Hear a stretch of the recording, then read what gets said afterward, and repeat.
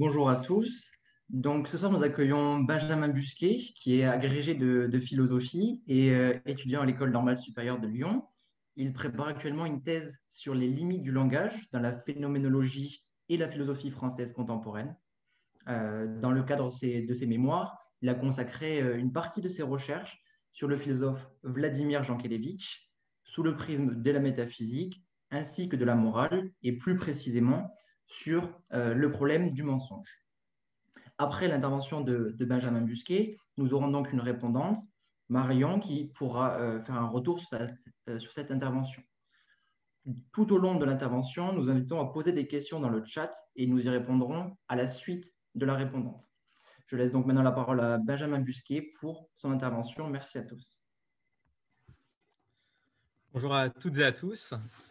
Merci d'être venus assister à mon intervention ce soir. Je tiens tout d'abord à remercier naturellement les organisateurs du séminaire pour m'avoir gentiment invité, mais aussi je tiens à remercier Joël Ancel pour leur avoir donné mon nom et puis me permettre de m'adresser à vous ce soir. Alors, on m'a invité aujourd'hui afin de vous présenter une réflexion philosophique sur la manière dont la pandémie actuelle modifie ou infléchit, redéfinit notre perception de la mort. Alors, en des termes philosophiques, on pourrait dire qu'on m'a demandé de réaliser en quelque sorte une phénoménologie de la pandémie. C'est-à-dire qu'on m'a demandé d'étudier en quoi la pandémie a modifié notre vécu de la mort, ou plus encore d'étudier en quoi la signification pour nous de la mort a évolué au gré des circonstances sanitaires de ces derniers mois. Alors dans ce cas précis, il faudrait d'ailleurs parler de phénoménologie au pluriel. En effet, la pandémie a sûrement fragmenté notre perception et notre rapport à la mort selon notre situation individuelle, mais aussi selon la situation de nos proches.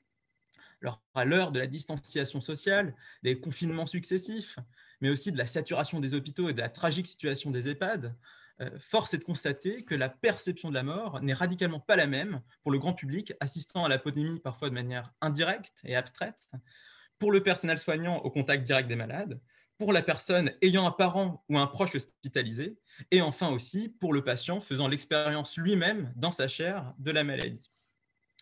Il ne s'agit donc pas de parler abstraitement pour moi de la mort, mais de voir en quoi nos représentations individuelles et subjectives de celle-ci ont connu des inflexions de sens en fonction de notre proximité avec le terrain, de la mitoyenneté avec la maladie, à l'heure où précisément la distance était pourtant de rigueur. En ce sens, je crois que la pensée du philosophe Vladimir Jankélévitch nous est particulièrement précieuse, puisqu'elle permet de penser une pluralité, ou du moins une typologie des regards ou de nos regards sur la mort. En effet, comme je le dirai tout à l'heure, la force peut-être du propos de Jankélévitch est qu'il relève le défi de ne jamais parler abstraitement de la mort, comme ont pu le faire d'autres philosophes. Et pour ce faire, Jankélévitch ne quitte jamais pleinement ce que j'appellerais la sphère de la conscience.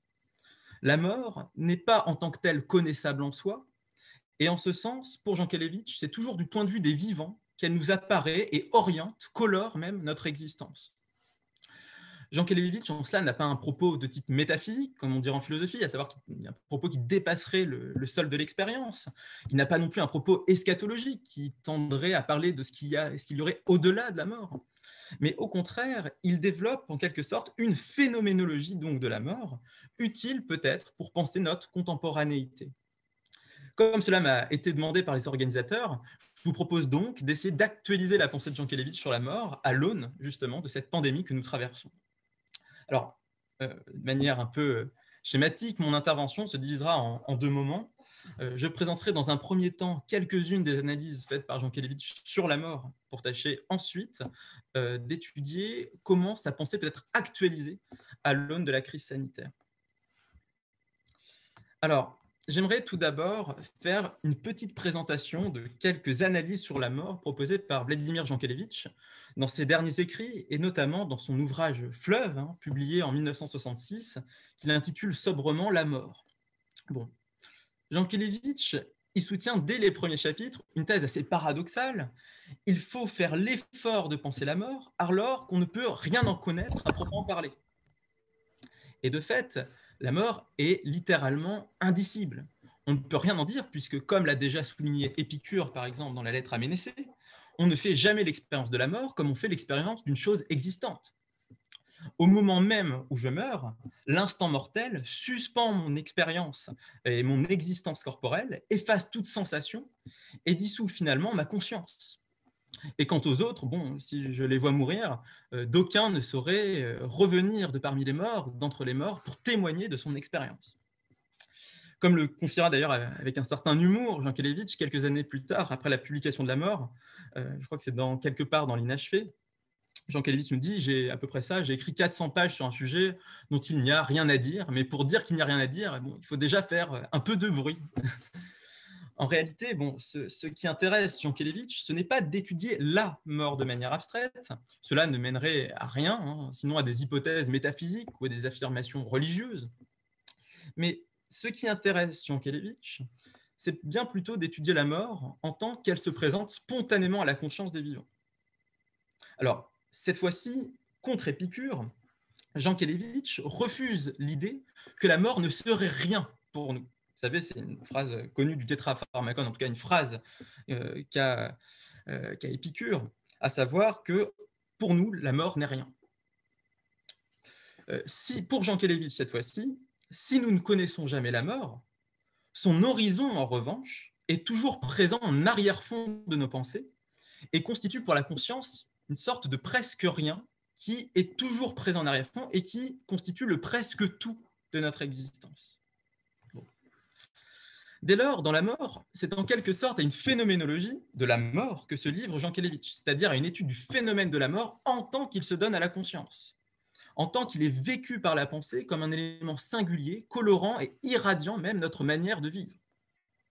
Dès lors, loin d'incarner un pur néant qui serait incompréhensible ou inintelligible, la mort incarne davantage un mystère dont la prise de conscience pour l'homme doit l'inviter non pas au pessimisme ou au sentiment de l'absurde, mais bien plutôt à saisir le caractère éphémère, irréversible et sérieux de la vie, et doit en somme sommer l'homme à cultiver de fait une éthique de l'existence. Pour Jean Kelevitch, c'est en saisissant le tragique de notre finitude que nous en découvrons également la valeur et surtout la nécessité de faire de notre vie en quelque sorte une œuvre. Paradoxe alors baroque, la mort est en cela non seulement négation de la vie, mais également sa plus profonde condition. Comme le dira Jean Kelevitch, c'est en reconnaissant notre destin qu'est la mort que nous offrons également une destinée dans la vie. Autrement dit, c'est en découvrant que nous allons mourir que nous saisissons immédiatement l'urgence de cultiver l'aventure et de trouver dans le temps les ressources à même de passionner notre existence. Alors, il faut le reconnaître immédiatement, et vous l'avez sûrement entendu, Jean Kelevitch n'a pas une vision pessimiste de la mort. S'il reconnaît que l'homme, prenant conscience de sa mort, connaît inéluctablement des moments d'angoisse, c'est-à-dire à la différence de la peur, des moments de crainte sans réel objet en particulier, et une crainte qui viserait plus généralement le sens de notre existence. Pour Jean Kelevitch, prendre conscience de la mort ne se vit pas uniquement sur ce mode de l'angoisse, au contraire, par exemple, de la pensée heideggerienne, ou même, par exemple, du désespoir que peut susciter la mort, comme on l'observe, par exemple, dans les écrits d'Émile Cioran. Ce n'est pas que Jean Kelevitch verserait dans un optimisme naïf, mais ce refus du pessimisme ou de la crainte face à la mort tient selon lui à une raison toute simple et métaphysiquement formidable, à savoir que nous ignorons absolument l'heure, la date et quelquefois même le comment de notre mort. Souvent, à ce titre, d'ailleurs, Jean Kelevitch mobilise une sorte de mythe antique, un mythe même orphique qu'on retrouve par exemple dans le Gorgias de Platon, à savoir que le titan Prométhée, avant de faire cadeau aux hommes du feu, leur aurait offert un cadeau bien plus précieux encore. En créant l'humanité, il aurait fait le choix de cacher à l'homme la propre connaissance de sa mort, pour finalement l'inviter à apprécier davantage la vie. Si la mort est certaine, son heure est incertaine. Voilà en quelque sorte l'adage qui pousse Jean Kelevitch quelquefois à désigner d'ailleurs la mort comme une présence absente. La mort m'est toujours donnée à la conscience dans un brouillard d'incertitude ou masquée par un voile d'ignorance. C'est d'ailleurs cette sainte ignorance du comment et des circonstances de notre mort qui permet à l'homme de ne pas vivre uniquement sur le mode du tragique, mais seulement sur ce que Jankélévitch désigne comme le sérieux. Reconnaître le caractère sérieux de l'existence, si vous voulez, c'est en connaître à l'avance la fin, mais reconnaître également l'urgence d'agir dans la vie. La pensée de la mort doit donc faire séance tenante, retour à la vie. Et c'est d'ailleurs cette sage ignorance, cette naïveté métaphysique, inscrite à même la finitude humaine, qui fait en quelque sorte la grandeur de l'homme et lui ouvre d'ailleurs le domaine de l'action. En effet, pourrions-nous pleinement agir si nous connaissions déjà notre heure fatidique à l'avance? Connaître à l'avance ce que Jankélévitch appellera la quiddité de la mort, à savoir les circonstances concrètes, son contenu, cela nous engagerait peut-être dans une temporalité effrayante, car sans espoir. Ce serait la temporalité du compte à rebours qui immédiatement vous projette fatalement dans une conscience malheureuse, effrayée et surtout incapable d'agir. C'est aussi en cela d'ailleurs que Jankélévitch, dans la mort, évoque deux situations problématiques qui font justement disparaître ou qui font se dissiper cette ignorance à l'égard de notre propre mort. Alors, le premier cas, c'est le cas du condamné à mort. Le condamné à mort qui, ayant conscience à l'avance de sa mort, est déjà en quelque sorte mort à l'avance. C'est-à-dire qu'il n'est pas mort au moment de sa mise à mort, à proprement parler, mais il est mort au moment précis où il prend conscience du moment de sa mort. En des termes existentialistes, on pourrait dire que le condamné à mort a cessé d'exister avant de mourir. En effet, si exister consiste à pouvoir se projeter dans la conscience et dans le temps, enfin projeter par la conscience dans le temps, pardon, et si mourir signifie plus simplement l'arrêt biologique de nos fonctions vitales, alors il est tout à fait possible d'achever notre existence avant même de mourir. Et à ce titre, par exemple, il y a deux, en tout cas dans l'œuvre de Jankélévitch, il prend souvent deux exemples. Il y a l'exemple des lettres des fusillés du Mont Valérien. Alors il utilise cet exemple dans La mort, mais aussi dans quelque part dans l'Inachevé, où finalement il montre que ce qui est frappant dans les lettres de résistants qui ont été condamnés à mort par le régime de Vichy, ce qui est terrible dans ces lettres, c'est que finalement, elles ne sont jamais, à proprement parler, écrites au futur. Elles sont toujours écrites au passé, comme si finalement celui qui avait écrit les lettres était déjà mort. Et le deuxième exemple aussi qu'il mobilise, et qui l'a particulièrement intéressé, c'est les victimes d'Auschwitz. Dans L'Irréversible et la nostalgie, notamment, il a cette phrase terrible à l'égard des suppliciés d'Auschwitz. Il dit « Ils vécurent à la manière des morts ». Et en cela, en quelque sorte, Jankélévitch nous dit que ces suppliciés, ces victimes, en tout cas des camps, ont eu une existence qui a été suspendue avant même leur mise à mort. Bon. Donc ça, c'est le premier cas, j'ai envie de dire, le cas du condamné à mort qui finalement achève son existence avant même de mourir. Le deuxième cas problématique, et qui nous intéresse peut-être davantage encore ce soir, c'est le cas du patient atteint d'une maladie incurable. En quelques mots, pour ce dernier cas, Jankélévitch envisage et légitime un pieux mensonge de la part du médecin et du personnel soignant qui doit permettre pour le patient de se penser jusqu'à la fin comme vivant et non comme mourant. Alors là, on est loin quand même d'une éthique de l'empowerment du patient qui, dans une tradition alors en philosophie plutôt spinoziste, plutôt foucaldienne, en passerait par une connaissance précise et active de la part du patient de son état de santé. Jankélévitch, au contraire, opte pour une éthique peut-être de la fragilité ou de la compassion qui en passerait davantage par la mise en place d'un mensonge par humanité, en quelque sorte. Et d'ailleurs, force est de constater que cette idée de mensonge, de pieux mensonge médical, a eu une certaine histoire, puisque jusqu'à la proclamation de la loi Leonetti en 2005, il était inscrit dans le code de déontologie médicale la possibilité pour le médecin d'avoir des raisons légitimes, en tout cas, ou en fonction de raisons légitimes, de mentir aux patients.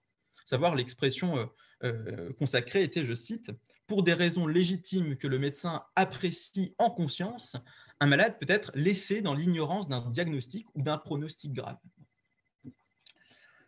Donc, pour en revenir plus généralement à mon propos, la mort pour Jankélévitch exige une prise de conscience de la part du sujet, tout en conservant toujours une certaine forme d'ignorance pour nous permettre d'exister pleinement. Et en quelque sorte, le rapport juste du sujet à la mort est un travail d'équilibriste. Il faudrait être à la fois capable de se représenter la mort d'une manière qui ne soit pas trop abstraite, auquel cas on ne saisirait plus le sérieux de la vie, mais qui ne soit pas non plus trop concrète, auquel cas on risquerait de ne plus vouloir vivre. Bon. C'est d'ailleurs cette tension entre abstraction et concrétude de la mort que Jankélévitch décline dès l'introduction de son essai sur la mort, puisqu'il nous présente trois manières radicalement différentes de prendre justement conscience de la mort, trois manières qui se distinguent précisément en fonction de leur caractère, soit concret ou abstrait. Alors, la première manière de prendre conscience de notre mort est probablement la plus anodine, c'est celle que Jankélévitch nomme la mort en troisième personne. Prendre conscience de la mort en troisième personne revient à ne considérer la mort que d'un point de vue abstrait, externe, presque insensible à la réalité même de la nihilisation. Cette prise de conscience a typiquement lieu lorsqu'on apprend la mort d'un inconnu dans la rubrique nécrologique du journal, par exemple. C'est aussi la mort que mentionne, par exemple, les tombes d'étrangers lorsque l'on se promène, par exemple, dans un cimetière. Ou encore celle dont parlent les journalistes ou les statisticiens. Bon, c'est en quelque sorte même la mort dans l'imaginaire collectif. C'est une mort dont on parle sans réellement jamais saisir toute la portée, ni la profondeur. C'est en ce cas même une mort sans mystère, une mort sans scandale, nous dira Jankélévitch, la mort abstraite par excellence. Dans ce cas, la mort n'est pas réellement sérieuse ni tragique, mais cette mort s'apparente bien plutôt à un accident normal, presque finalement banal dans le cours de la vie. La deuxième manière de penser la mort est de penser la mort cette fois-ci en première personne. Cette fois-ci, la conscience de la mort ne vise pas une mort a priori abstraite, mais vise ma propre mort. Cette mort, a priori, est déjà plus concrète, puisqu'elle s'exprime à même notre corps, à même notre chair. La mort en première personne, c'est celle qui se profile à l'horizon à l'occasion de la découverte d'une ride sur le visage, mais aussi à l'occasion, par exemple, d'une sensation de douleur, qui non seulement nous rappelle notre ancrage corporel, mais aussi notre irréductible solitude. Personne ne souffrira et ne mourra à ma place. Toutefois, comme le souligne Jankélévitch, cette mort m'est difficile réellement à me représenter, car elle est en quelque sorte quelque chose dont nous ne ferons jamais pleinement l'expérience, mais aussi dont, de fait, nous ignorons la date et l'heure. En première personne, il m'est en cela difficile de prendre pleinement conscience de la mort, car à la différence du premier cas, ma propre mort est aussi, en un sens, trop concrète. Donc, si vous voulez, la mort en troisième personne est trop abstraite, la mort en première personne est trop concrète, en un sens. Enfin, la dernière manière de prendre conscience de la mort, qui s'avère en réalité être celle peut-être la plus puissante, la plus authentique, n'est rien d'autre que celle qui se manifeste lors de la perte d'un être aimé ou d'un proche, soit ce que Jankélévitch appelle la mort en deuxième personne. C'est en un sens, à l'occasion malheureuse de la perte d'un proche, c'est en un sens la rencontre privilégiée avec la mort pour le sujet, puisque cette mort est à la croisée des deux autres expériences de la mort. Elle est à la fois abstraite, en ce que celui qui meurt n'est pas moi-même, mais en même temps concrète, en ce que celui qui meurt n'est pas un étranger. Mais ce que dira Jankélévitch, en quelque sorte, un alter ego. C'est l'être aimé est un être comme moi-même.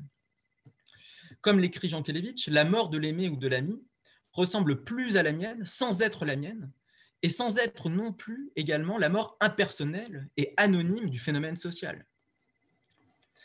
Dès lors, à l'aune de cette typologie, la force du propos de Jankélévitch tient, à mon sens, en ce qu'il dégage trois représentations différentes qui attestent d'une fragmentation de nos expériences personnelles face à la mort. Naturellement, Jankélévitch souligne immédiatement que ces prises de conscience ou expériences de la mort sont dans une vie généralement alternativement vécue. Nous pouvons en quelque sorte varier les points de vue et alternativement cultiver les trois regards différents.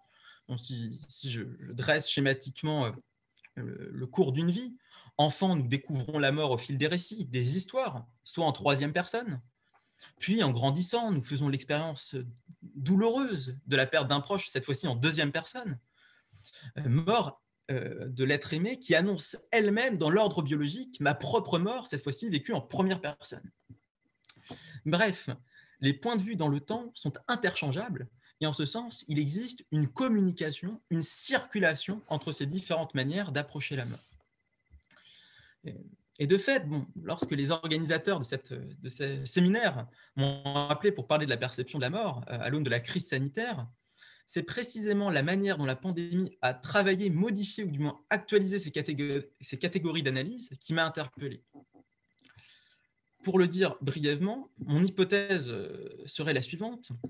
La pandémie que nous connaissons actuellement a, à mon sens, fait obstacle à la variation de nos regards et nous a en quelque sorte astreint différemment à nous enfermer dans un seul de ces rapports à la mort, creusant en cela un gouffre perceptif et aussi existentiel entre le regard du soignant, celui du grand public et enfin celui du malade. En cela, j'en passe au second moment de mon intervention, concernant plus précisément la manière dont la pandémie a modifié notre rapport à la mort. Alors, tout d'abord, je crois bon de réfléchir sur ce dont nous parlons. Et je crois en cela nécessaire de distinguer immédiatement la pandémie du concept plus simple, en tout cas peut-être pas plus simple, mais plus immédiat de maladie. La pandémie, tout comme une épidémie d'ailleurs, s'inscrit de plein pied dans une dimension sociale qui n'est pas comprise dans le seul concept de maladie. Si la maladie est généralement l'expérience de la solitude et m'engage dans un devenir immanent et personnel, il existe d'ailleurs un très grand nombre de maladies non contagieuses, après en parler.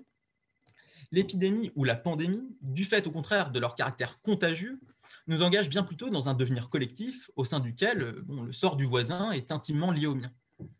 On pourrait d'ailleurs dire métaphoriquement que dans le patient atteint du coronavirus, s'est déposée une partie du monde, ou en tout cas la signature d'autres personnes que lui.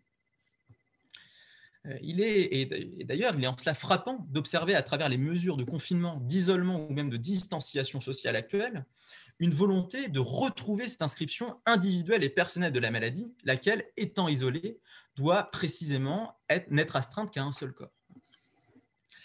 Et c'est justement ces mesures de distanciation, de confinement, pourtant si essentielles, qui ont également modifié et fragmenté nos rapports à la mort et qui ont peut-être creusé un gouffre perceptif donc, entre les regards du soignant, du grand public et du malade. Tout d'abord, je vous propose d'étudier du point de vue des confinés la perception, ou en tout cas la prise de conscience de la mort. Du point de vue des confinés, donc, ou du grand public, la mort en période de pandémie a été généralement vécue en quelque sorte en troisième personne. À la différence du personnel soignant et du corps médical, la mort due à la maladie, c'est souvent résumé pour nous à des statistiques au journal télévisé du 20h, à des nombres de morts certes inquiétants et effrayants, mais des nombres tout de même. Hormis le cas également des personnes ayant perdu un proche, le confinement a été généralement l'occasion d'une expérience, disons-le, abstraite de la mort. Non seulement nous ne connaissions pas pour la plupart les morts, mais nous n'affrontions jamais l'expérience de les voir non plus. C'est d'ailleurs un paradoxe assez curieux auquel nous avons assisté. Jamais la mort pour nous n'a été aussi présente à travers les discussions, les informations, et pourtant cette mort n'était bien souvent réduite à n'être pour nous, en tout cas, que des mots ou des idées plus ou moins vagues que les photos, les reportages ou les témoignages étaient sommés de préciser ou d'éclaircir. C'est d'ailleurs peut-être aussi cette logique de l'abstraction qui a conduit certains commentateurs parfois à relativiser la mortalité du virus en nous présentant des statistiques abstraites censées plus ou moins rassurer le grand public sur la gravité de la maladie. Occultant radicalement le caractère scandaleux et insupportable de la mort, telle qu'elle peut être vécue en tout cas par le proche ou le soignant, ces discours brandissaient tantôt le taux de mortalité, c'est-à-dire le taux de pourcentage de morts dans la population, ou parfois le taux de létalité, soit le pourcentage de morts parmi les personnes contaminées. Et ces taux-là étaient brandis au risque parfois de nous faire oublier que le virus, de fait, tuait. Bon. À moins d'en faire violemment la rencontre soi-même ou de connaître un proche malade, l'horizon de la mort a donc été pour nous omniprésent, mais jamais aussi abstrait et flou qu'auparavant. On pourrait dire, peut-être, que la pandémie nous a, pour un grand nombre, astreint à la position de spectateur, position éloignée justement du terrain, et ne pouvant y faire retour qu'au gré d'une série d'images médiatrices ou de témoignages diffusés aux informations. Si la pandémie a donc poussé en quelque sorte la mort en troisième personne à son paroxysme pour le grand public, elle a aussi poussé à son paroxysme la violence et la concrétude de la mort en première personne pour le malade, malade dans le meilleur des cas seulement isolé, et dans le pire, accueilli quand même en service de réanimation. Rappelez-vous, Jean Kelevitch nous dit que la prise de conscience de la mort en première personne se vit dans la solitude, solitude métaphysique qui consiste à réaliser que personne ne mourra à ma place et qui suscite naturellement l'angoisse. De fait, le malade fait l'expérience de la solitude ne serait-ce qu'à travers une souffrance que les mots ne peuvent souvent pas transmettre ou pas exprimer, mais aussi une solitude à travers une série de signes inscrits à même le corps. La toux, la fièvre, la perte d'indécence ne sont jamais que l'annonce dans l'intimité de la chair du malade de son horizon mortel. La solitude est d'autant plus grande d'ailleurs qu'elle n'est pas seulement métaphysique, mais aussi éthique, puisqu'à la différence d'une maladie non transmissible, la maladie due au coronavirus exige une essentielle mise à distance du malade à l'égard de la société civile et aussi de ses proches. Comme le souligne d'ailleurs, je trouve bien en tout cas Jean-Christophe Weber, qui est praticien hospitalier au CHU de Toulouse, dans un très beau texte d'ailleurs publié il y a quelques mois, intitulé Nolim et Tanguéré. Jean-Christophe Weber nous dit que le corps du malade atteint donc de Covid est semblable en quelque sorte au corps glorieux des chrétiens. Alors, pour le rappeler rapidement, le corps glorieux, c'est un concept qui renvoie à un épisode dans l'évangile selon Jean, dans lequel Jésus est ressuscité, apparaît à Marie-Madeleine et voyant que celle-ci s'approche pour l'embrasser, l'informe immédiatement que personne ne doit le toucher.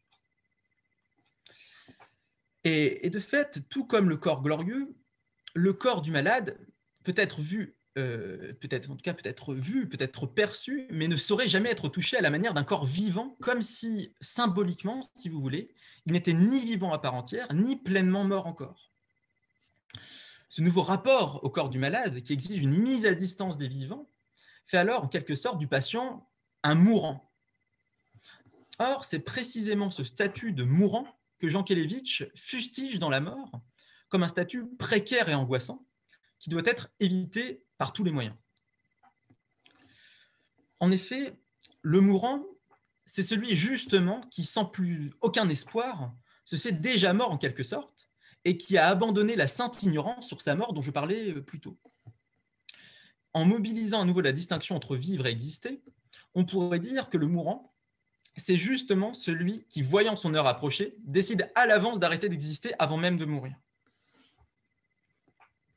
Le temps ne passant plus et sa conscience se heurtant à un avenir tracé à l'avance, le mourant a déjà quitté le monde des vivants et ne fait plus qu'attendre l'arrêt de ses fonctions vitales. Le malade n'est au contraire pas un mourant pour Jean Kelevitch. En réalité, puisqu'en particulier dans le cas du coronavirus d'ailleurs, la vie et le temps sont toujours susceptibles de nous surprendre, de remettre à plus tard ce que l'on pensait arriver aujourd'hui. D'ailleurs, il y a un article, je crois, qui a été écrit justement à ce sujet-là, à savoir que Jean Kelevitch en tout cas, est un fervent défenseur des soins palliatifs. Il y a une phrase, en tout cas, dans l'irréversible et la nostalgie, c'est au chapitre 3, Jean Kelevitch finalement écrit que le malade est jusqu'au bout un vivant. Je cite Jean Kelevitch, « Qui peut dire ce cas est désespéré? Comment savez-vous que ce malade est perdu? De quel droit décrétez-vous que la maladie de ce malade est incurable? Il arrive qu'un malade atteint d'une maladie mortelle et condamné par tous les médecins se rétablisse à la barbe de la faculté des médecins et des statistiques. » Du coup, je ferme les guillemets. Sur ce refus du désespoir, Jean Kelevitch écrira aussi à nouveau dans l'irréversible et la nostalgie au sujet de l'homme désespéré qui attend la mort et veut se suicider. Ne vous suicidez pas, attendez quand même les nouvelles de demain. Face à cette possible réduction du malade en mourant, c'est précisément l'action du personnel soignant qui, aujourd'hui, entre en jeu. Le soignant n'a pas pour tâche immédiate de guérir le malade, mais avant tout de l'accompagner et de lui rappeler qu'il existe, ou en tout cas qu'il reste toujours du côté des vivants. Et en dépit des difficultés matérielles, du manque de moyens et du danger pour leur propre vie, les thérapeutes ont, pendant cette crise du coronavirus, justement tâché au mieux de cultiver la proximité, la simplicité et l'écoute auprès des malades. Que ce soit, par exemple, dans les EHPAD ou dans les hôpitaux, l'épidémie a certes imposé des restrictions à la proximité corporelle pour limiter le risque de contamination. Les soignants se sont équipés de masques, de blouses, parfois de gants, quand ils avaient seulement la chance d'en avoir. Mais il ne faut pas oublier que ces médiations ont eu pour unique but de retrouver une proximité la plus grande avec le corps du malade. Et donc de pouvoir finalement approcher ce corps qui supposait la distance. C'est en ce sens à une éthique du vivant et non du mourant que se sont livrés les soignants. Un ensemble de gestes et de relations, du fait de l'ensemble, en tout cas de leurs gestes et de leur relation avec le malade, les soignants ont tâché de parer à une représentation trop concrète et trop violente de la mort pour le patient. Enfin, j'aimerais aborder la mort en deuxième personne, c'est-à-dire le regard que nous avons porté sur la mort de l'être aimé pendant cette crise de la Covid. Je crois que l'analyse de Jankélévitch ici doit être actualisée et peut-être précisée. Jankélévitch nous dit que la mort en deuxième personne est l'expérience par excellence de la mort. La mort d'un être cher est presque comme la nôtre, la mort d'un père ou d'une mère est déjà en quelque sorte, ou annonce en quelque sorte la mienne. Comme l'écrit Jankélévitch, dans la perte de l'autre, c'est l'inconsolable qui pleure ici l'irremplaçable. Ce sur quoi Jankélévitch insiste ici finalement, c'est sur la proximité de cette mort avec la mienne. Proximité affective, proximité métaphysique aussi, puisque ce mort est en quelque sorte symboliquement mon semblable. Or, dans le cas de la disparition de l'être aimé, le réel, j'ai envie de dire, nous sommet à une épreuve. Nous devons justement reconnaître l'absence, la disparition de celui qui, au contraire, était notre proche. Or, paradoxalement, du fait de la distance et de la difficulté qu'ont pu connaître les proches d'un défunt à l'hôpital ou en EHPAD pendant cette période, il a été justement très difficile, parfois même impossible, de venir au chevet pour assister l'être aimé dans ses derniers instants, mais aussi pour réaliser, je veux dire, empiriquement sa disparition. En ce sens, c'est tout le travail de deuil qui en a été affecté, puisque la personne ne peut plus pleinement réaliser la disparition, constater l'absence en étant seulement à distance. À distance, il est donc évidemment difficile de dire au revoir, mais aussi de se confronter à la réalité de l'absence. Jankélévitch parle d'ailleurs du deuil comme un essentiel moment de temporisation dans lequel les vivants essaient en quelque sorte de prolonger l'instant mortel pour lui ôter son caractère arbitraire et fulgurant. Jankélévitch nous dit rapidement que le deuil est une affaire entre vivants. Et que le deuil est en ce sens un travail de réalisation de la disparition en parant au caractère soudain de la mort, comme le dit Jankélévitch, notamment dans l'expérience de l'enterrement, par exemple, de la cérémonie.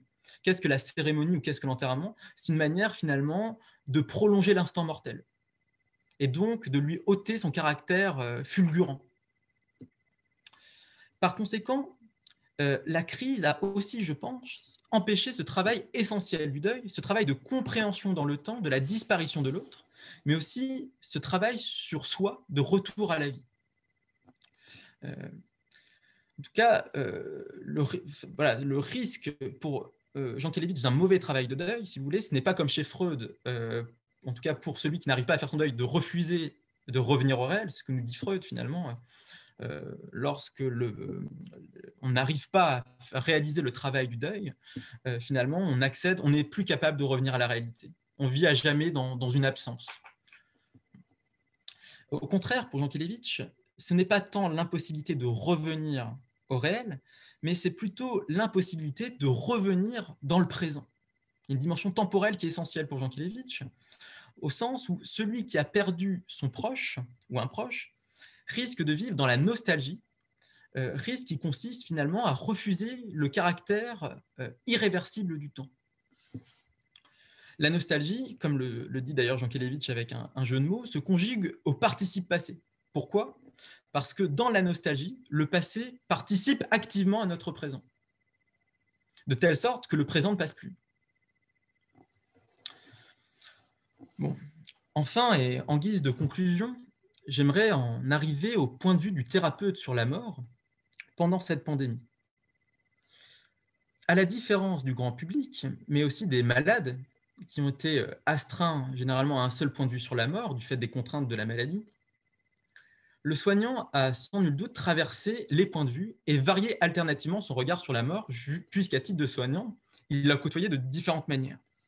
Il l'a côtoyé aussi bien en troisième personne, c'est-à-dire en expert qui a affaire à des corps malades et qui regarde la maladie d'une manière technique, professionnelle, mais il l'a aussi côtoyé en première personne, puisque du fait du manque de moyens et de la saturation des hôpitaux, le personnel soignant a côtoyé la maladie au plus près et a, en tout cas dans de nombreux cas, été confronté au risque de sa propre contamination et de sa propre mort, après en parler.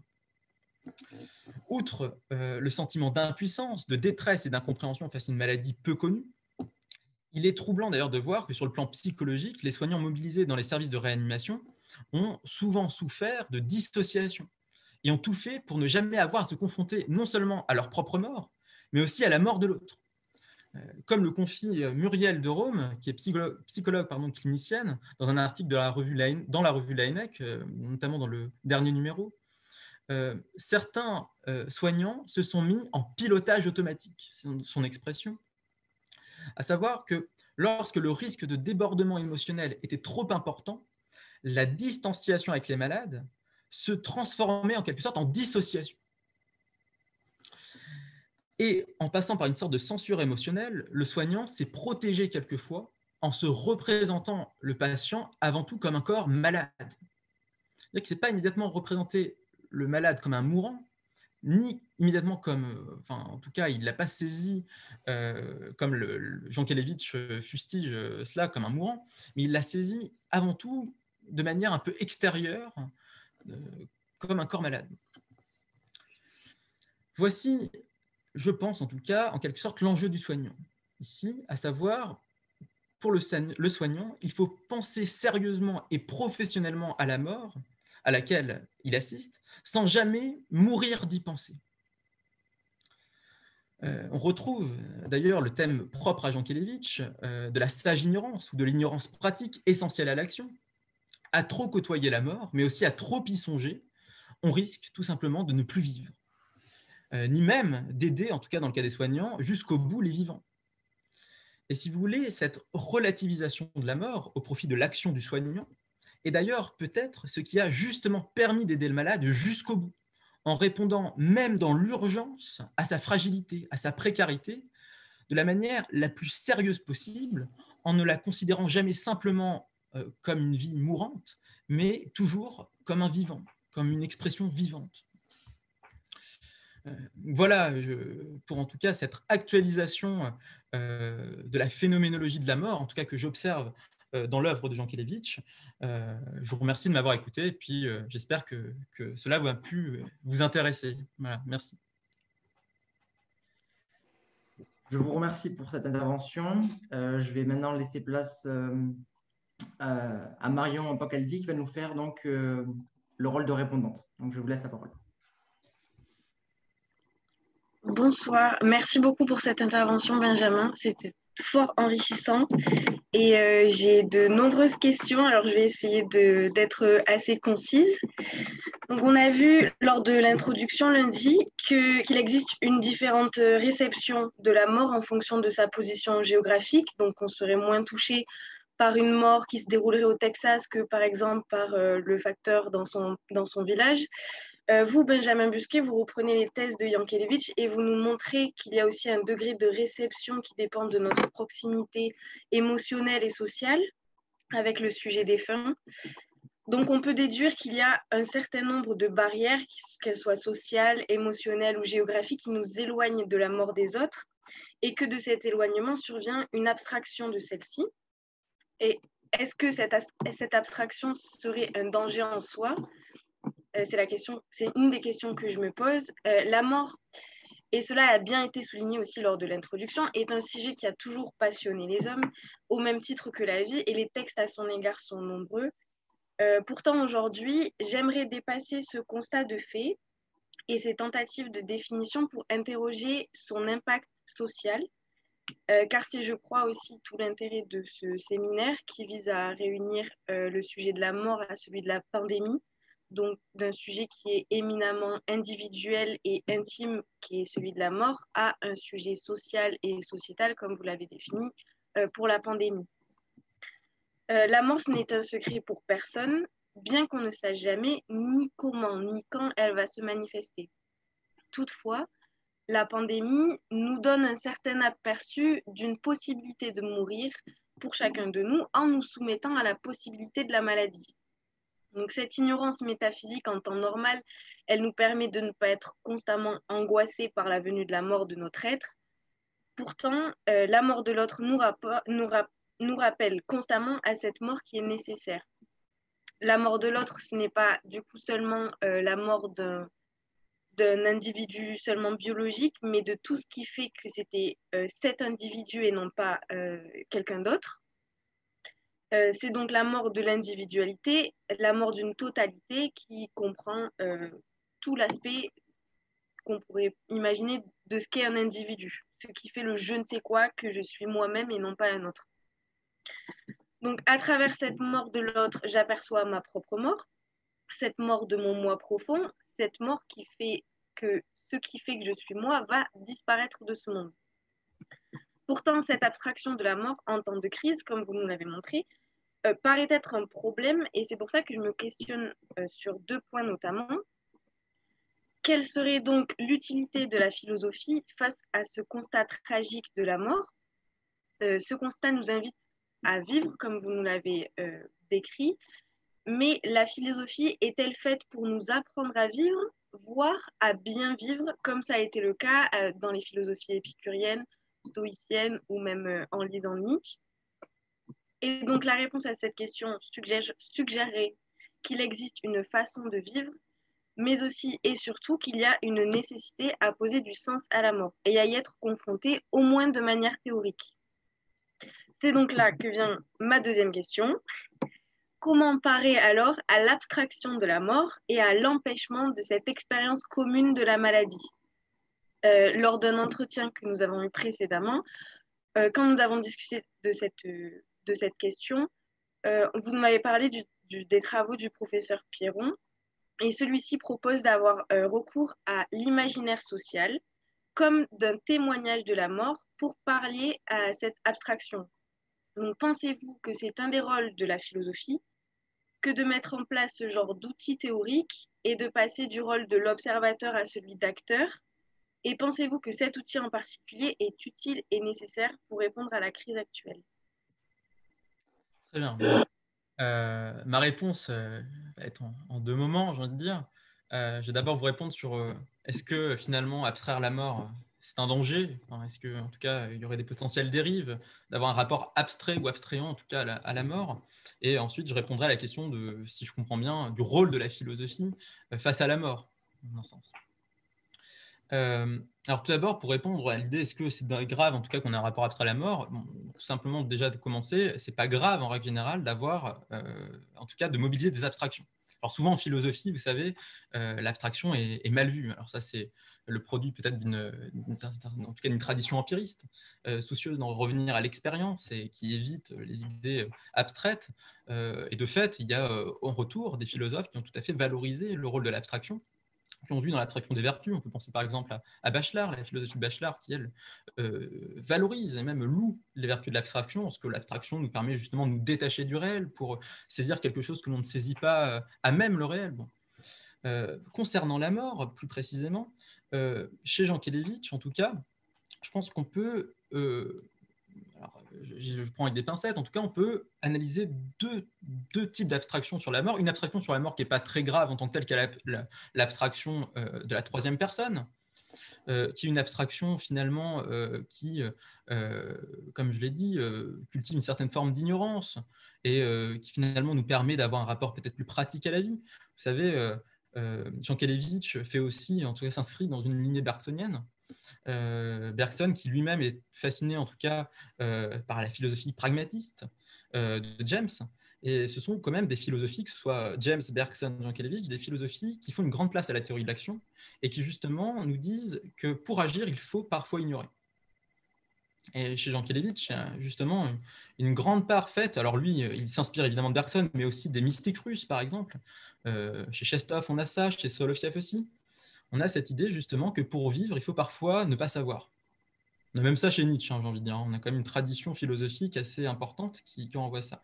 Donc, et l'abstraction, en un sens, on pourrait dire que l'abstraction, en tant qu'elle nous donne jamais un accès plein et entier à la chose, peut être utile, puisque, bon, à la fois, elle n'est pas très claire, elle n'est pas de l'ordre de l'intuition, comme nous dira Jankélévitch, voilà, l'intuition qu'il recherche par ailleurs, hein, mais que, bon, l'abstraction, en un sens, cultive une forme d'ignorance qui nous permet de vivre.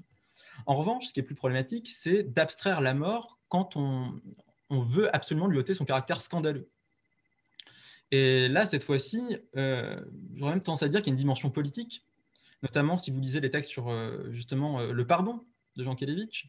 Ce qui est insupportable pour Jankélévitch, c'est justement d'enfermer les morts, notamment les morts de l'histoire, les morts en particulier des camps, des suppliciés, dans une forme d'abstraction qui mènerait ensuite en ligne droite vers leur oubli. Vous savez, c'est là où, de fait, en tout cas, on a besoin d'un témoignage. Le témoignage, c'est justement l'effort de la parole vivante, de transmettre une expérience vécue, mais à même les mots, alors que les mots sont eux-mêmes abstraits. Donc, si vous voulez, c'est utiliser des mots abstraits pour faire circuler une idée concrète ou un vécu concret. Dans ce cas-là, le langage, dans le témoignage, est un organe obstacle, nous dirait Jankélévitch. C'est-à-dire que les mots, finalement, sont abstraits, mais bon, ils vont essayer de communiquer asymptotiquement cette idée, en tout cas, de concrétude de l'expérience. Et de fait, voilà, pour le cas, en tout cas, des morts, en tout cas, dans les camps de concentration, l'abstraction est insupportable. Et d'ailleurs, si vous allez au mémorial Yad Vashem, par exemple, en Israël, vous avez un hall, justement, un hall où vous voyez les visages des personnes qui ont été justement tuées dans les camps. Vous voyez leurs visages, vous avez leur nom, et justement, c'est un effort de concrétisation par le témoignage, par des outils, j'ai envie de dire, représentatifs de cette expérience vécue. Donc, de fait, voilà, j'ai envie de dire, l'abstraction peut être bonne, mais pas dans tous les cas. En revanche, et là j'arrive à la deuxième question, à savoir votre question sur le rôle de la philosophie face à la mort. Bon, on va être Jankélévitch est très clair à ce sujet-là. La philosophie ne nous apprend pas à mourir. Ça, il le dit plusieurs fois, hein, d'ailleurs. Alors, je ne sais pas si vous voyez en tout cas la référence, mais quand il dit ça, il fait immédiatement référence à Platon. Dans le Phédon, par exemple, Platon nous dit « philosopher, c'est apprendre à mourir ». Alors, qu'est-ce qu'il veut nous dire quand il dit ça? Il veut nous dire que finalement, bon, l'exercice de la philosophie nous met au contact des idées ou des formes intelligibles. Et finalement, en visant ces formes intelligibles, ces idées, l'esprit fait l'effort de se détacher du corps et de la matière. Et donc, en un sens, la philosophie serait un exercice, une sorte de préparation à la mort, puisque dans la mort, de fait, l'esprit quitte le corps. Donc, ça, c'est une vision dualiste qui n'est pas du tout la vision de Jankélévitch. Jankélévitch caractérise souvent le sujet comme une totalité. Déjà, il n'y a pas immédiatement un dualisme aussi lourd que le dualisme platonicien dans la philosophie de Jankélévitch. Et donc, Jankélévitch ne nous dirait pas immédiatement que philosopher, c'est apprendre à mourir, mais bon, je dirais davantage, il faudrait demander à Joël Ancel, qui est spécialiste plus que moi, en tout cas, que Jankélévitch, et qui est dans le public aussi aujourd'hui, ou même à Flora Bastiani. Mais bon, je dirais que pour Jankélévitch, philosopher, c'est apprendre à vivre. Plus simplement, au sens où, comme vous l'avez dit dans votre question, la mort n'est jamais donnée que comme un horizon. On n'en fait à proprement jamais l'expérience. Et après, on va dire, libre à nous de donner un sens à cet horizon et de cultiver un rapport éthique, existentiel et individuel à notre propre mort. C'est pour ça d'ailleurs que bon, la mort est notre destin, c'est ce que j'ai dit. Voilà, il est notre destin, on va tous mourir, mais de fait, il n'est pas notre destinée. En tout cas, la mort ne va pas résumer notre existence. Elle est en quelque sorte le point final, la dernière ligne d'un roman, mais elle n'est pas l'intégralité du roman.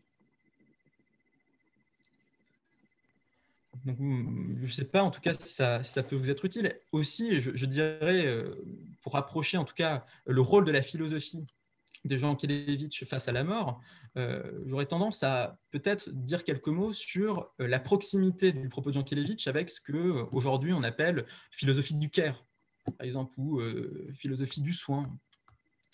Savoir, en tout cas, que dans l'éthique du care, justement, on laisse une grande place à la vulnérabilité, à la précarité du malade, du patient face à la mort. Et justement, la philosophie de Jankélévitch, à la fois est soucieuse de nous donner, de tout le temps considérer la vie chez le malade, donc justement de ne jamais le considérer, ce que j'ai dit un peu dans la conférence, quand même, comme un mourant.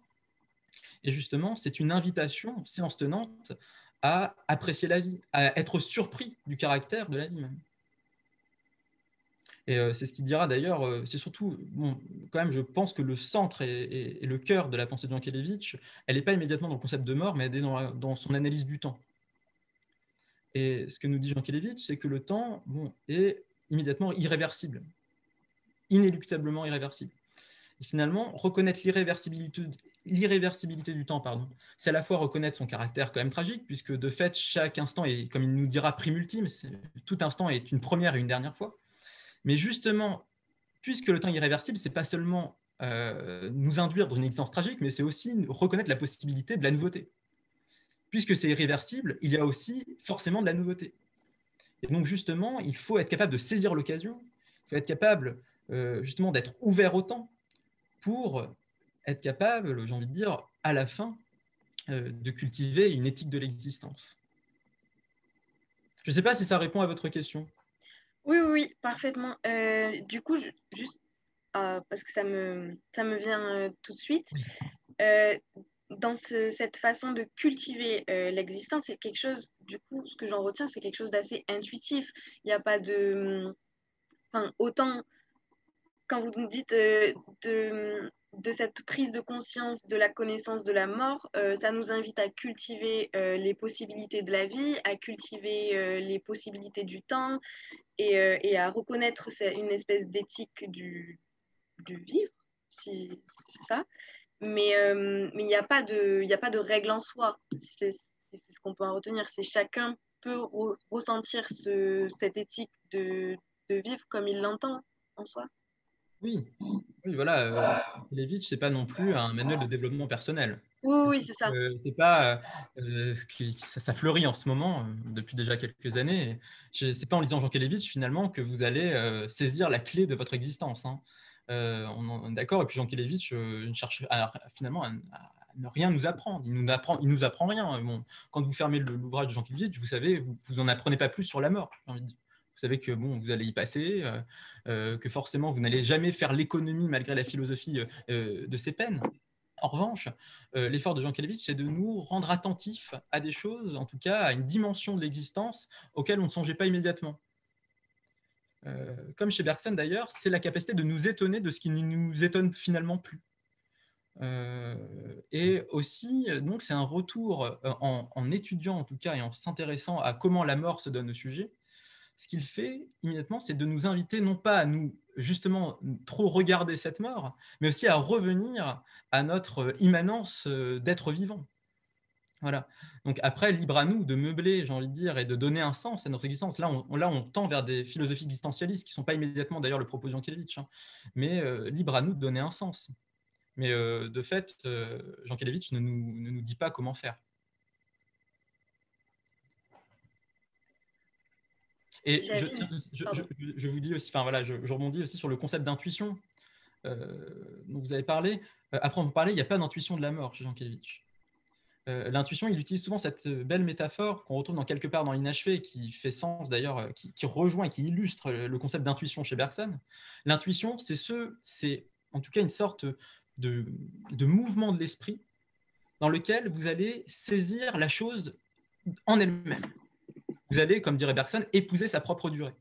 Et Jankélévitch nous dit, l'intuition, c'est formidable, mais c'est peut-être en un sens trop puissant. C'est-à-dire, il prend souvent l'exemple d'un papillon qui va vers des flammes, en tout cas vers un feu.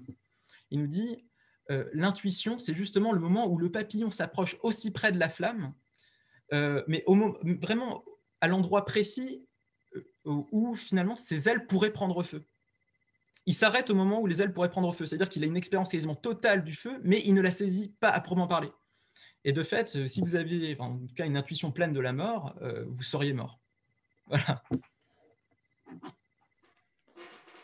Merci beaucoup. Je pense qu'on va pouvoir donc passer aux questions. La première question est posée par Inès. Donc Inès, est-ce que tu peux activer ton micro, pardon? et poser ta question, s'il te plaît. Merci Titouan et merci à vous pour cette intervention. Moi, j'avais juste une question parce que vous mettiez en opposition la dimension temporelle chez Yankelevitch du coup, du retour au présent et chez Freud du retour au réel. Mais est-ce que dans le réel de Freud, il n'y aurait pas aussi une dimension temporelle? Alors oui, tout à fait. Tout à fait. Quand même, chez Freud, il y a tout à fait une dimension temporelle. Il nous dit que le travail de deuil met longtemps. Donc, il y a tout à fait une inscription temporelle à même la psyché humaine. En revanche, parce que quand même, Freud n'a pas un propos immédiatement qui tend vers l'existentialisme. Et lui, ce qui l'intéresse avant tout, d'ailleurs, quand il parle du deuil, c'est non pas la question du temps, c'est la question de l'énergie. Vous savez, bon, là, on entre dans des considérations un peu techniques en psychologie, mais quand Freud s'intéresse à la question du deuil, à la question de la mélancolie aussi, c'est des textes où finalement Freud est encore soucieux d'appliquer la méthode des sciences exactes à la conscience, ou en tout cas à la psyché humaine. Donc à ce moment-là, il s'intéresse beaucoup au transfert d'énergie.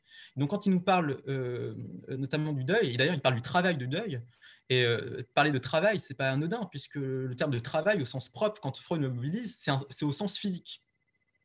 Le travail au sens physique, si vous demandez à des physiciens, c'est justement l'idée d'un transfert d'énergie, d'échange d'énergie. Et c'est pas immédiatement, c'est pour ça, Freud et en plus Jankélévitch, là c'est compliqué d'étudier le lien entre Freud et Jankélévitch, je les oppose aussi parce que Jankélévitch n'est pas immédiatement un penseur aussi de l'inconscient. Hein. Voilà, ça je le note à côté.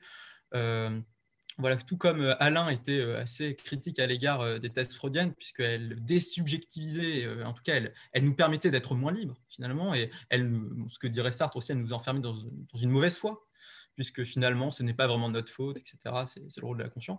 Jankélévitch n'est pas immédiatement, en tout cas dans ses œuvres, et ce qui me semble, n'est pas un grand freudien. Non. D'accord. Ok, très bien. Merci beaucoup. De rien. Merci beaucoup. La seconde question est posée par Chic Sarah. Est-ce qu'elle pourrait activer son micro et poser la question, si possible? Sinon, je la poserai à l'oral.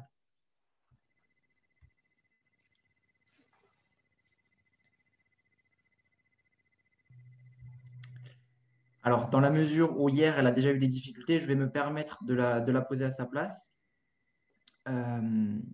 Voici la question. Lorsque la mort est vécue dans le quotidien, tout le long de la vie, pardon, par exemple durant un long contexte de guerre, empêche-t-elle l'homme d'agir face à la mort? Alors, je réfléchis à la question. Hein. Je n'aurai pas immédiatement d'éléments de réponse avec la philosophie de Jankélévitch. En tout cas, je me permettrai pas de parler à sa place. En revanche, c'est vrai que philosophiquement, vous pouvez tout à fait avoir une attitude désespérée face à la mort quand elle commence à devenir banale. C'est pas du tout, par exemple, vous avez la philosophie par exemple de Heidegger, qui lui, au contraire, pense que finalement, le on banal de la mort, il faut avoir un courage pour l'affronter, etc., et qui valorise en quelque sorte une philosophie de l'action par rapport à la mort, et que finalement, c'est justement parce que l'homme est capable de dépasser son être pour la mort qu'il est capable d'agir. Moi, je ne suis pas nécessairement convaincu par cette idée-là. Je serais plus du côté de Sioran, en un sens, savoir que si, de fait, la mort devient omniprésente pour vous, il y a quand même une tendance à sombrer dans le désespoir. Bon, c'est pas immédiatement la philosophie de Jankélévitch, ce que je dis là, mais de fait, si la mort se concrétise en un sens trop et quitte cette dimension abstraite, et cette part d'abstraction assez essentielle, de fait, l'action même devient difficile. C'est le problème classique de l'aboulie en philosophie. L'aboulie, c'est l'incapacité à agir, soit justement du fait d'une forme de lassitude de l'existence, mais aussi peut-être parfois d'une forme de désabusement. Je ne sais pas, alors je sais pas si ça répond exactement à la question, et je crois qu'aussi, en plus, voilà, peut-être que la psychologie serait plus apte à répondre à cette question que la philosophie. D'accord, très bien, merci beaucoup. Je vois qu'on n'a plus de questions. Je vais sans doute donc poser la dernière question. Donc, merci beaucoup. Donc, je pense que ça a répondu à la question. C'est une question qui est peut-être un peu trop personnelle, mais la question est la suivante. Pour vous, en période de crise sanitaire, quel est le rôle du philosophe en général?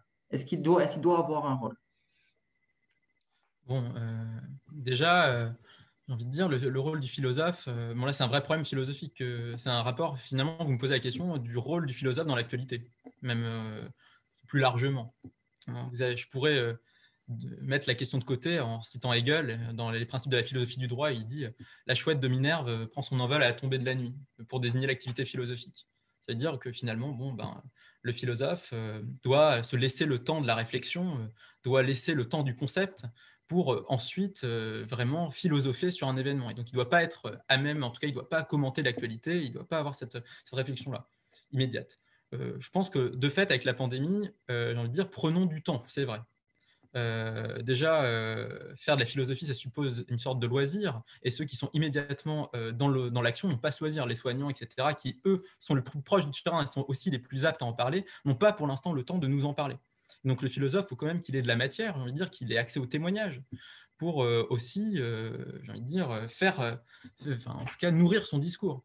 Donc là, si on est fidèle à l'idée d'une philosophie de terrain, il faut attendre en tout cas qu'il y ait des témoignages et qu'il y ait des échanges avec les gens qui sont de fait sur le terrain pour pouvoir tenir un discours philosophique qui analyserait ou en tout cas qui chercherait à apporter du concept ou à traduire l'expérience des soignants d'un point de vue philosophique.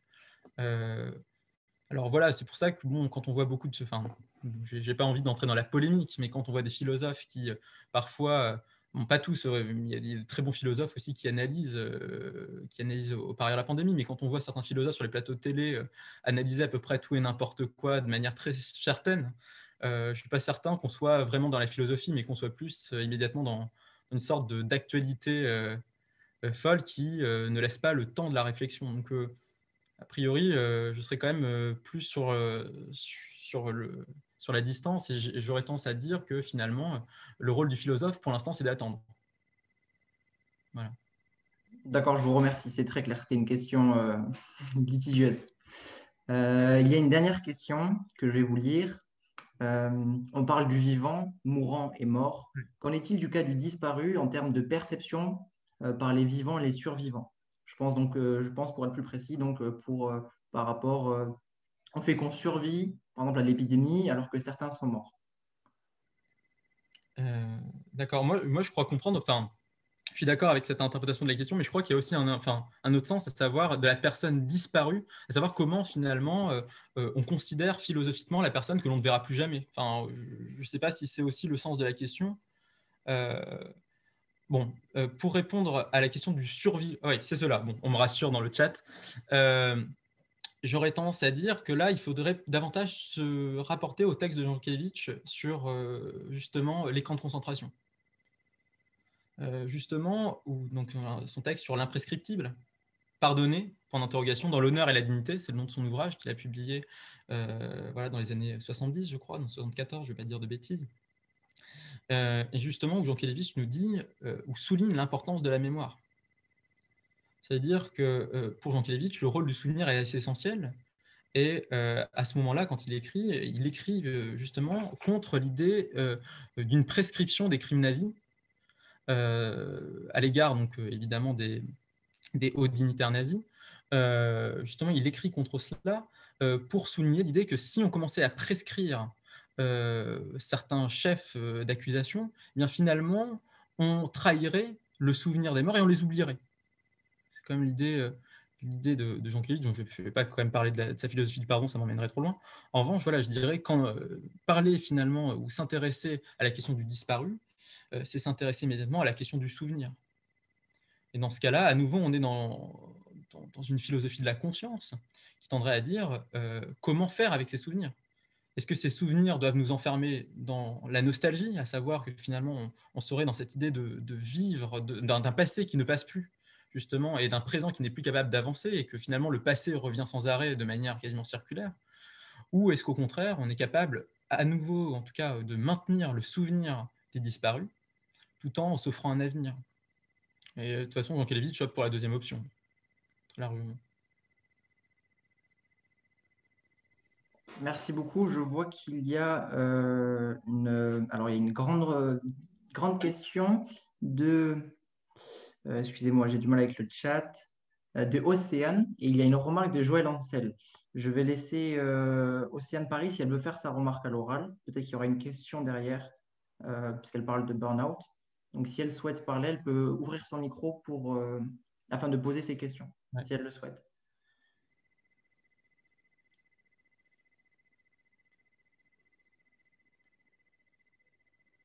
Peut-être pas.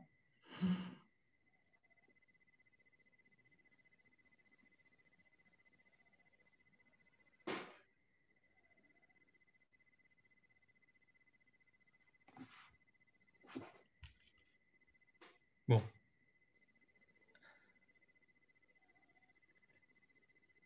Je ne sais pas si vous avez eu le temps de lire la longue remarque. J'ai lu en partie. Et Elle ne répond pas dans le chat non plus. c'est une remarque. Alors, attendez, nouveau message. Ah, Océane, on ne vous entend pas. Non, on vous entend pas, ouais.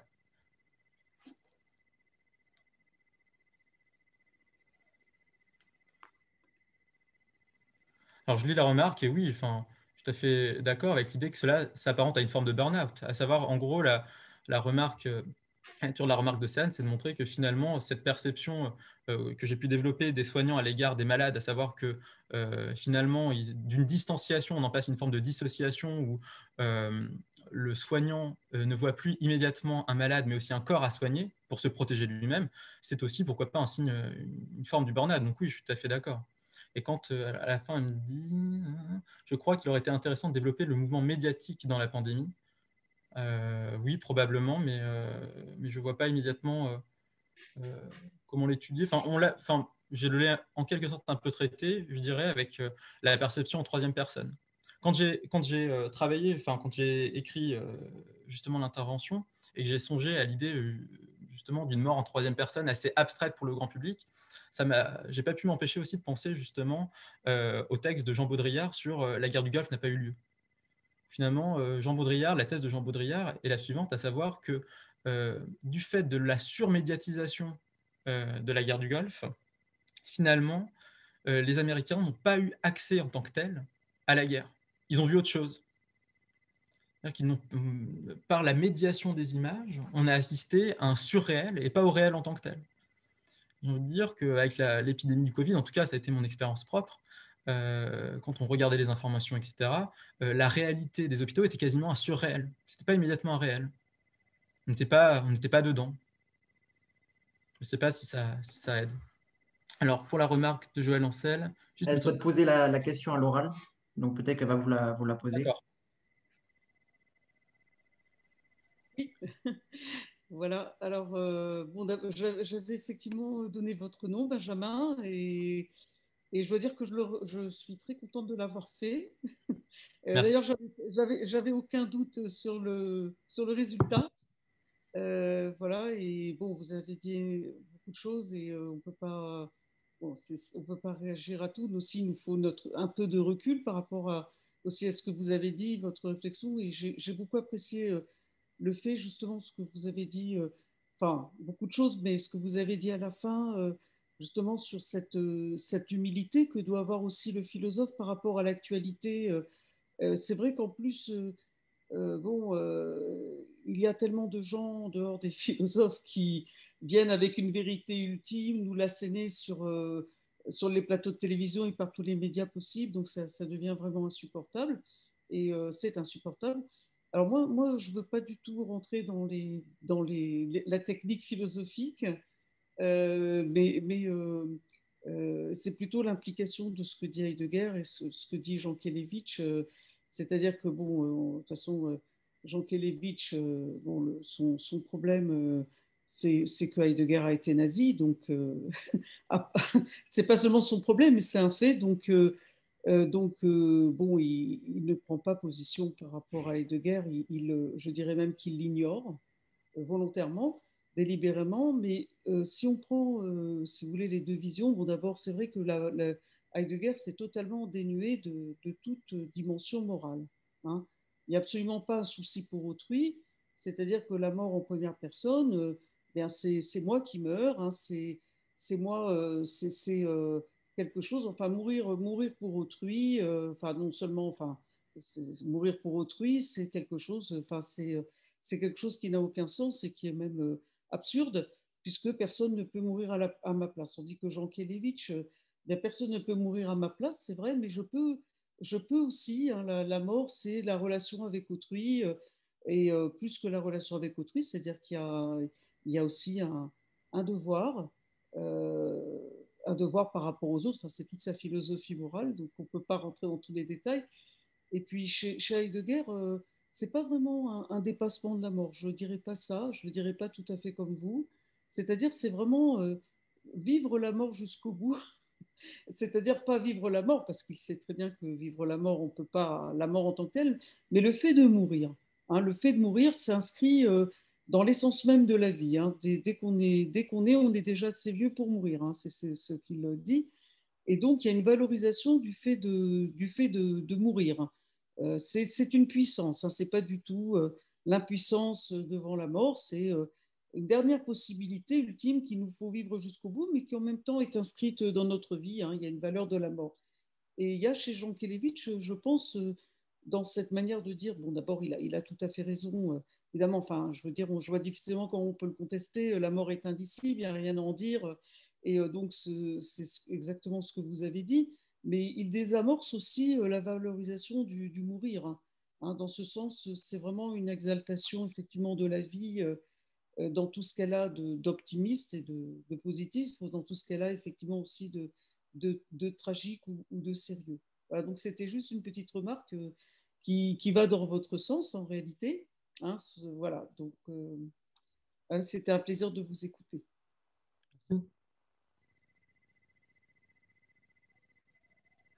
Merci beaucoup. Je vois qu'il y a également une question donc, de Luc Pastre qui souhaiterait donc la poser à l'oral. On vous laisse ouvrir le micro et poser votre question. Oui, merci. Bonjour. Bonjour Benjamin, et merci de ton intervention. Je trouve ça vraiment très intéressant. Maintenant, j'imagine que ce que je vais dire serait pour Jean Kelevitch, compte tenu de ce que tu as dit, trop métaphysique. Mais je pense que c'est une question qui se pose, puisque d'après ce que tu as dit, depuis tout à l'heure, on questionne les relations avec autrui, notamment qu'on dit que, contrairement à la maladie, la pandémie surtout engagerait un devenir commun. Et c'est une réflexion aussi qui m'est venue en me demandant ce que penserait Lévinas de la mort. Je ne sais pas s'il a écrit sur ce thème. Donc, je me suis demandé, est-ce qu'on peut penser que la pensée de la mort viendrait à terme recouvrir la pensée d'autrui dans son universalité, on pourrait dire. C'est-à-dire que par la considération de la mort, on passerait d'un souci pour notre prochain à un souci pour nos proches immédiats. Et c'est ce dont on se rendrait compte notamment avec ces différentes catégories de positions face à la mort que distingue Jean Kelevitch.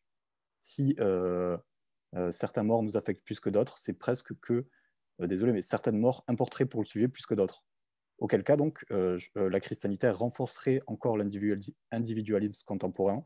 Et donc, finalement, ce ne serait pas tant notre rapport à la mort qui aurait évolué que notre rapport au groupe, avec une tendance à se refermer plus sur ce cercle de proches immédiats. Oui, moi, je pense que l'analyse sur Lévinas, je ne me permettrai pas d'en parler parce que je ne suis pas non plus fin spécialiste. En revanche, sur le sujet de ta remarque, je suis plutôt d'accord. C'est plutôt bon, si on fait, en tout cas, on remonte philosophiquement à Bergson, je pense que c'est une bonne manière aussi de comprendre Jean Kelevitch. Que fait Bergson dans les deux sources de la morale et de la religion? Il nous dit que finalement, on a deux rapports en règle générale à autrui. On a un rapport qui pourrait être clos, fermé, qui finalement le rapport classique social, finalement le rapport abstrait qu'on a à autrui, qui s'impose à nous à travers la politesse, à travers la loi, à travers en fait finalement un ensemble de dimensions, en tout cas d'artifices, on pourrait dire, qui nous relient à l'autre. Et on a une dimension au contraire plus ouverte, plus dynamique, en quelque sorte mystique à l'autre cette fois-ci. Qui, de fait, dont on fait l'expérience dans l'amour, par exemple, ou aussi dans l'amitié. Donc oui, ta remarque est juste, je pense. Je me permets de te tutoyer, hein, parce que Luc est aussi un de mes étudiants voilà, à l'ENS, donc je me permets de lui répondre. Tutoyant. Donc de fait, oui, je pense que la nature de ta remarque est juste, à savoir que peut-être, empiriquement, on a eu tendance à se rapprocher de en tout cas d'avoir une approche peut-être plus concrète du proche que du prochain. D'ailleurs, Jean Kelevitch est assez critique à l'égard de la notion de prochain, notamment dans le traité des vertus, quand il parle de l'amour. Il dit, bon, le prochain, finalement, ça renvoie à peu près à personne. C'est une notion un peu abstraite qui plaît à Kant. Bon, en plus, il n'aime pas Kant. Kant, qui est un philosophe de la morale abstraite, en plus complètement en dehors du temps, qui s'impose à nous et qui finalement nous empêche absolument pas, enfin nous permet absolument pas d'agir. C'est vrai que, en tout cas, dans la philosophie morale de Jean Kelevitch, le concept de prochain est un concept inopérant. En tout cas, j'ai l'impression, il faudrait demander à Joëlle Ancel aussi, je ne sais pas ce qu'elle aurait tendance à dire. Voilà. Je ne sais pas si ça répond à ta question, ou en tout cas, je trouve que la nature de ta remarque est pertinente à mon sens.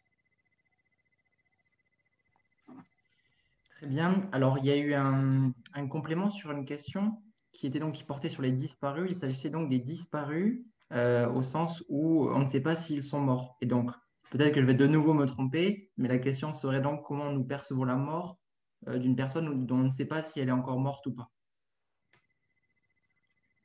D'accord. Ok. Bon, j'essaie de réfléchir en même temps à ces questions. Je dirais que c'est avant tout, en tout cas, à nouveau, on a une dimension temporelle qui est en jeu, puisque dans cette expérience, l'expérience justement de l'ignorance à l'égard de l'état de quelqu'un, c'est l'expérience de l'attente. L'expérience de l'attente, et à nouveau, on peut décrire temporellement l'état de la conscience à ce moment-là. Dans l'attente, justement, la conscience peut faire l'expérience d'ailleurs de l'angoisse, puisque finalement, elle ne sait pas ce qu'elle craint. C'est la définition de l'angoisse chez Jean Kelevitch, qu'on retrouve par ailleurs chez Sartre, à savoir que finalement, l'angoisse ne porte sur aucun objet à proprement parler. Et finalement, dans l'expérience de la disparition, où on attend à proprement parler le verdict, on fait en quelque sorte l'expérience de l'angoisse. Je ne sais pas si ça permet peut-être d'enrichir la réflexion, en tout cas, voilà, pour ma réponse. Très bien, merci beaucoup. Je vois qu'il n'y a plus de questions. Donc, nous allons pouvoir clore cette session. Je tenais donc sincèrement à vous remercier, Benjamin Busquet, d'avoir fait cette intervention très intéressante. Je remercie donc également Marion pour avoir fait le rôle de répondante. Et je laisse la parole à Amélie Guichet pour conclure donc cette journée de séminaire. Très bien. Et moi, je me permets de remercier aussi tout le monde, voilà, pour être venu. Merci à Joël, merci à Flora Bastiani, merci à vous aussi de m'avoir invité. Ça a été un plaisir. Voilà. Merci. Et en fait, non, on a une dernière question. Et oui, je pense que Alexis Alberti pourra prendre la parole en ouvrant le micro s'il veut bien pour la poser. Elle est un peu longue, elle est dans le chat, elle est intervenue pile au moment où Titouan a conclu.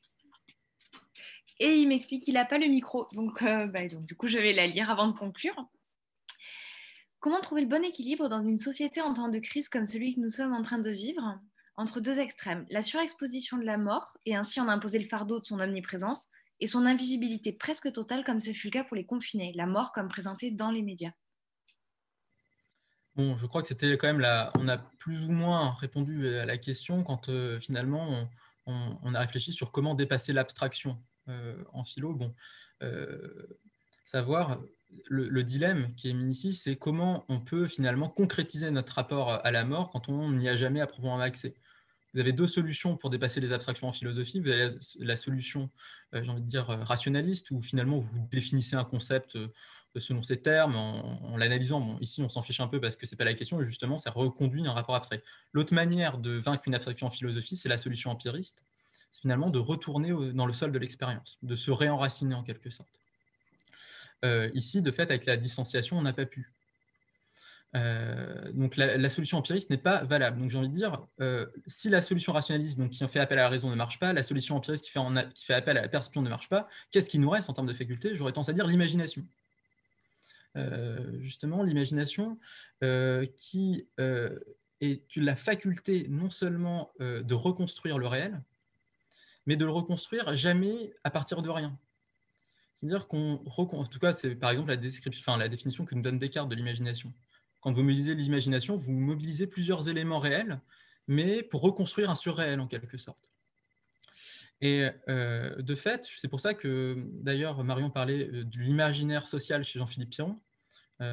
C'est à peu près cette idée-là. J'ai envie de dire, à savoir que dans l'effort même du témoignage des autres, on doit mettre en place, ou en tout cas on doit faire travailler l'imagination pour être capable, à travers le témoignage, de se représenter ce à quoi on n'a pas pu assister tout simplement.